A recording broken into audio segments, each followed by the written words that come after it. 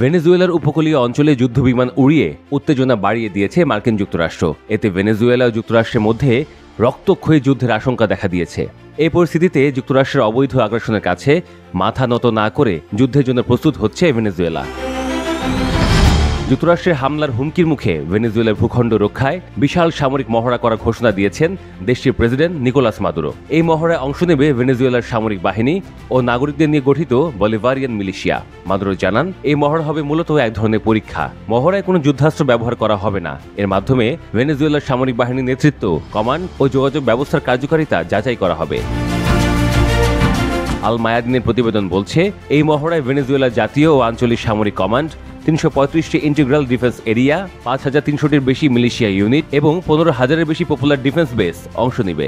একে ভেনেজুয়েলার সামরিক শক্তি সুসংহত করার একটি প্রচেষ্টা হিসেবে আখ্যায়িত করেন মাদুরো। শত্রুদের সামনে ভেনেজুয়েলাকে নিজেদের সম্মান অবশ্যই রক্ষা করতে হবে বলেও নিজ দেশের জনগণকে উজ্জীবিত করেন তিনি।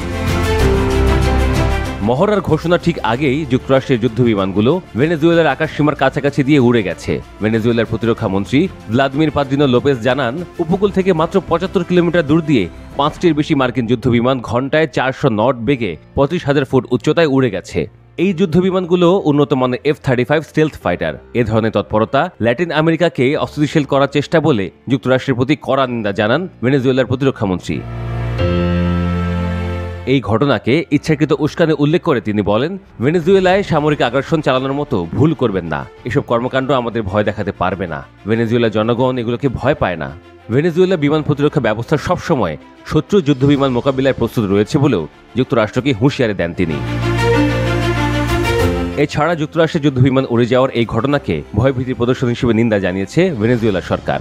বিষয়টি নিয়ে জাতিসংঘের মহাসচিব, নিরাপত্তা পরিষদ, আন্তর্জাতিক বেসামরিক বিমান চলাচল সংস্থা এবং ল্যাটিন আমেরিকা ও ক্যারিবীয় দেশগুলোর সংগঠন সেলেকের সামনে তুলে ধরা হবে বলেও জানিয়েছে তারা।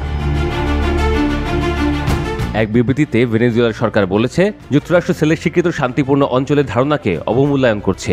ভেনেজুয়েলা কোল ঘেঁষে যুদ্ধবিমান ওড়ানোর মতো সামরিক কার্যকলাপ আঞ্চলিক স্থিতিশীলতা ও আন্তর্জাতিক আইন লঙ্ঘন করছে বলেও অভিযোগ করেছে দেশটি। এছাড়া ভেনেজুয়েলার পাশে থাকা ক্যারিবিয়ান সাগরে মার্কিন যুদ্ধ জাহাজের উপস্থিতিও লক্ষ্য করা গেছে বলেও অভিযোগ তুলেছে তারা। ভেনেজুয়েলার প্রতিরক্ষা মন্ত্রী লোপেজের অভিযোগ, মূলত চাপ সৃষ্টির মাধ্যমে ভেনেজুয়েলার উপর প্রভাব বিস্তার করতেই এগুলো করছে যুক্তরাষ্ট্র। ভেনেজুয়েলার আকাশ বা জলসীমাকেও লঙ্ঘনের চেষ্টা করলে প্রতিরোধ করা হবে বলেও যুক্তরাষ্ট্রকে হুঁশিয়ারি দিয়েছেন দেশটির কর্মকর্তারা। এ পরিস্থিতিতে ল্যাটিন আমেরিকা অঞ্চলে বড় ধরনের এক যুদ্ধের ডামাডোল বাজছে।